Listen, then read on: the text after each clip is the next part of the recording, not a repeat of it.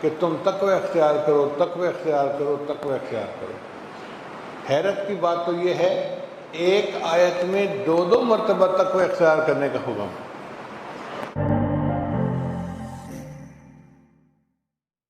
اور اللہ فرماتے ہیں ھدی للمتقین، یہ متقیوں کے لیے ہدایت۔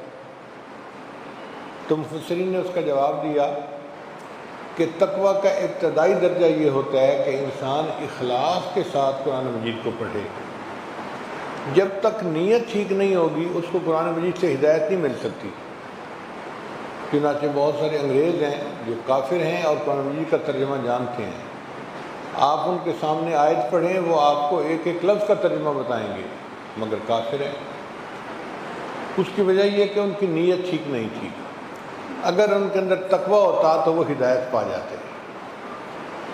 چنانچہ ایک انگلش ٹرانسلیٹر ایسا بھی ہے جس نے قرآن مجید کی انگلش میں ٹرانسلیٹر کی، پھر اس نے دین کو قبول کر لیا، مسلمان بن گیا۔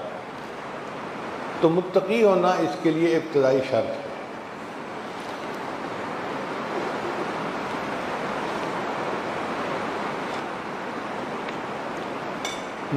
تقوی جو ہے یہ کہتے ہیں کہ اللہ کے ڈر کی وجہ سے انسان گناہوں کو چھوڑ۔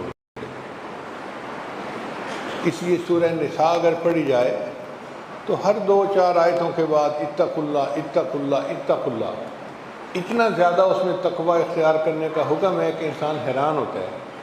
اس کی بنیادی وجہ کیا ہے کہ میاں بیوی آپس میں محبت پیار کی زندگی اس وقت تک نہیں گزار سکتے جب تک ان کے دلوں میں تقوی نہیں ہوگا۔ تقوی کے بغیر انسان ناانصافی کرتا ہے، حقوق کو پامال کرتا ہے اور دوسرے بندے کی ایذا کا سبب بنتا ہے۔ اس لیے فرمایا کہ تم تقوی اختیار کرو، تقوی اختیار کرو، تقوی اختیار کرو۔ حیرت کی بات تو یہ ہے، ایک آیت میں دو مرتبہ تقوی اختیار کرنے کا حکم۔ یا ایھا الذین آمنوا اتقوا اللہ ولتنظر نفس ما قدمت لغد واتقوا اللہ۔ اب دیکھیں آیت ایک ہے، شروع میں بھی اتقوا اللہ، دوسری مرتبہ پھر اتقوا اللہ۔ تو کوئی اہمیت ہے نا اس کی کہ اللہ رب العزت جو شہنشاہ ہیں، جو کائنات کے مالک خالق ہیں، وہ ایک فکرے میں دو مرتبہ تقوی اختیار کرنے کا حکم فرماتے ہیں۔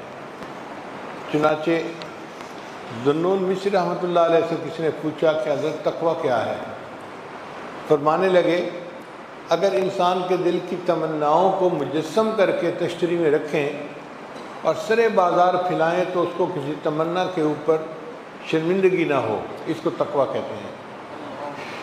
یعنی دل میں کوئی تمنا بھی ایسی نہ ہو کہ جو گناہ والی ہو۔ حضرت خواجہ عبد المالک صدیقی رحمۃ اللہ فرمایا کرتے تھے کہ تقوی یہ ہے کہ انسان ایسی زندگی گزارے کہ قیامت کے دن کوئی اس کا گریبان پکڑنے والا نہ ہو۔ ایسی شریعت سنت والی زندگی گزارے کہ قیامت کے دن کوئی اس کا گریبان پکڑنے والا نہ ہو، اس کو متقی کہتے ہیں۔ حضرت مرشد عالم رحمۃ اللہ فرمایا کرتے تھے اللہ کو راضی کرنے کی خاطر چھوٹے بڑے سب گناہوں کو چھوڑ دینا، اس کا نام تقوی ہے۔ ابن کعب رضی اللہ عنہ ایک صحابی ہیں، بڑے عالم تھے۔ تو ایک مرتبہ امیر المومنین حضرت عمر رضی اللہ عنہ نے ان سے پوچھا کہ آپ مجھے بتائیں مت تقوی، تقوی کیا ہے؟ انہوں نے کہا اما سلکت طریقا ذا شوق، کیا آپ کسی ایسے راستے سے گزرے ہیں کہ جو خاردار ٹہنیوں والا راستہ ہو؟ جھاڑیاں ہوتی ہیں نا ٹہنیاں، ان کا جی گزرا ہوں۔ پوچھا کیسے گزرتے ہیں؟ فرمانے لگے کہ بہت بچ بچا کے کہ میرا کپڑا کسی کانٹے میں الجھ نہ جائے۔ ان کا اسی کا نام تقوی ہے کہ آپ زندگی اس احتیاط کے ساتھ گزاریں کہ انسان کسی گناہ میں ملوث نہ ہو جائے۔